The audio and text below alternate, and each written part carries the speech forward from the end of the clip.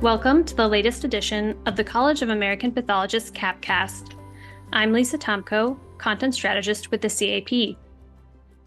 Safeguards related to blood transfusion are typically proactive to prevent transfusion of unsuitable products. While these safeguards are highly effective, they are not completely infallible. New information may become available regarding a blood donor after they have donated. If an unsuitable blood unit was collected and then unknowingly transfused, the blood bank must undertake a lookback, or a process of investigating and identifying prior donations from the same donor. In this episode, I'm joined by Dr. Alexis Peden and Dr. Melissa George. Dr. George is a member of the CAP's Clinical Pathology Education Committee, and she recently authored a case for the Clinical Pathology Improvement Program all about blood bank lookbacks. We get to listen in while she and Dr. Peden discuss the ins and outs of lookbacks, everything from how often these types of events occur, their implications for affected patients, and lots more. But before we dive into things, would you like to introduce yourselves? Hi, I'm Dr. Melissa George, and I'm the Medical Director of Transfusion Medicine at Penn State Health Hershey Medical Center in beautiful Hershey, Pennsylvania, the sweetest place on earth. And I've been working in the blood bank field for over 14 years. Great, thank you. And Dr. Peden? Hi, I'm Lexi Peden. I am the Assistant Director of Apheresis at the Children's Hospital of Philadelphia and also clinically cover the blood bank. I have been in transfusion medicine for about 7 years, and I'm very excited to interview Dr. George today. Excellent. Well, I'm excited to have you both here with us for this discussion. And with that, Dr. Peden, I'll hand things over to you to get us started. Thanks, Lisa. So, Dr. George, how often does new post-donation information make a blood product unusable? Thankfully, it's not that common. When you think about the millions of blood units collected each year and transfused, lookbacks really happen in just a fraction of a percentage of those collected units. But we always have to consider that blood donation is a very human process. And there are times where donors might not understand a question, remember a certain risk factor, or they might be hesitant to disclose a risk factor. And most of the cases I investigate end up being relatively low risk, thankfully. And I'm able to convey that to the recipient, even if I'm still offering testing. And that's a nice feature of being able to, communicate that this might be a regular donor who just forgot to mention something or happened to test positive. That was something that was cross-reactive and non-specific. Now, how often do you perform lookbacks in your practice? I would say a true look back only happens really a few times a year. And most of those are pretty low risk. A lot of times it could be a faithful donor who's like a multi-gallon donor, and we find out that there's maybe a positive infectious disease test. And it's usually a screening test. And sometimes, either the supplemental testing is unclear, or maybe for some reason, they can't find the supplemental testing. So a lot of times we are always having to take each case seriously and acting accordingly. But more often than not, we'll get information that confirmatory testing is negative, and we can be reasonably sure that it was a false positive. Another example, especially in our area in central Pennsylvania, tick-borne illness, unfortunately, is quite common here. So if someone had babesiosis, tick-borne illness, they may not know they had it. They may have felt fine, and they may come up positive. And for most recipients, most likely they would also be fine if they have a normal spleen and good immune system.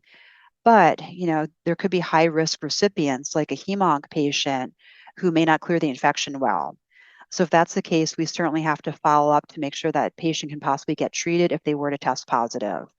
In your practice, does the transfusion medicine team typically contact the recipient, or are you communicating more through one of their healthcare providers? As a courtesy, we always reach out to the healthcare provider because we feel that that person has a relationship with that patient. If it was someone's surgeon, they were the ones who actually ordered the transfusion. So we always like to talk to them first and offer them the option of talking with the patient first. We are always willing to talk with them in like a joint teleconference if that makes them more comfortable. We can certainly handle the transfusion piece of it, but we always feel that it's kind of scary for a patient just to hear from a doctor that they don't know out of the blue. So if I feel like if I just call them directly, I think it's more disconcerting to the patient. So if it's a team approach, I think that usually works out the best. That's pretty similar to how we handle it here, where we usually reach out to the healthcare team first. So once you're notified of a look back, what, in your opinion, is the most time-consuming part of the look back process? Unfortunately, I'd say the most time-consuming part is sometimes phone tag of notifying the transfusion provider. Sometimes the person doesn't remember the patient well. If it was a surgeon who maybe encountered someone as a trauma, and suppose it was several months ago, they may not really remember a lot about the process. So sometimes they need to refresh their memory of the situation through chart review. If they don't feel comfortable talking to the patient themselves, sometimes I end up having to handle the situation entirely or in tandem with them. And sometimes coordinating schedules can be difficult because a lot of times we try to pick a time to try to call the patient together. Then, if you can't reach that person, maybe you leave kind of a vague voicemail asking them to call back, and trying to coordinate that can be very time intensive. Another challenge is sometimes you can't reach the person by phone at all, and you end up having to send kind of a vague certified letter as the first point of contact. I don't like having to do that because it can feel alarming for the recipient. So you always try to be sensitive to the psychological component, realizing that the patient's probably pretty scared when they receive this information. So ideally, coordinating that phone call is probably the best way of handling it initially, because you can provide reassurance, answer their questions in real time, rather than have that letter be received on like a Friday and have the person worry about it over the weekend until they can get in touch with someone. And that's another reason, like you said, to work with their existing healthcare team. Sometimes I've seen if it was one of those trauma surgery cases where we would actually collaborate also with the patient's primary care provider, even though they weren't part of that transfusion event, because they have a relationship with the patient. And like you said, for the psychological safety, that conversation can happen more comfortably with a physician that they already have that relationship with. Absolutely. And the same is true for hematology oncology. They often have very long lasting relationships with the patients and can be extremely helpful in partnering in this practice. So, when a blood product like this has already been transfused, what are some of the possible implications for the recipient? The worst case scenario would be for the recipient to actually acquire infectious disease from a truly infected product. Thankfully, that's very rare. And all the time I've been doing this, I've never actually seen a real case where someone acquired a transfusion transmitted infection. But if that were the case, at least we could offer early testing that could lead to earlier implementation of treatments, like whether it be antiretroviral drugs for HIV or drugs that could potentially cure or mitigate hepatitis C. In the case of babesiosis, the patient could be assessed, tested themselves, possibly be offered that short course of antibiotics that would hopefully clear up the infection and basically eliminate the risk. More commonly, though, we'll find that the testing gets performed and the donor does not have the infectious disease. So realistically, the testing just provides reassurance. So a couple of days later, everyone finds out they're in the clear, can breathe a sigh of relief, and basically it finds out that the sensitive screening tests may have been non-specifically reactive to something completely innocent. The donor might months later be eligible for re-entry according to strict criteria. Those are kind of the main scenarios that tend to happen. And so, you and I, working in academic transfusion medicine, come across lookbacks and withdrawals fairly often. But do you have any advice for general pathologists related to performing lookbacks?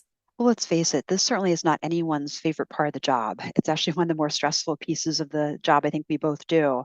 I think for a community practice pathologist, the best advice is to have an organized, systematic approach, good record keeping, good relationships with the other doctors at your hospital to partner with them and handling notifications. First, reading the notification from the supplier very carefully, because they're going to err on the side of notifying you more often than not. And sometimes there's additional information that may make a notification unnecessary.